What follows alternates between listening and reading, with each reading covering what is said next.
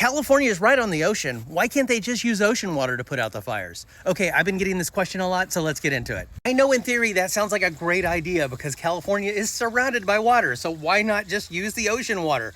But there are a lot of problems with that. First reason is it's highly impractical to try and get that ocean water all the way to the forest areas. First of all, trying to pump that kind of salt water all the way out to the forest areas would be super corrosive on the equipment they use to pump it out there. The pipes would just disintegrate over time. Or that salt would start to build up within the pipes and the hoses, and it would just make them useless. Okay, but what if they get helicopters to just pick it up and airdrop it on the fires? There's a problem with that too. Trees and plants cannot handle that kind of salt in their groundwater. It will kill them. Not to mention when it rains in the future, all that salt is going to wash right into the water supply system.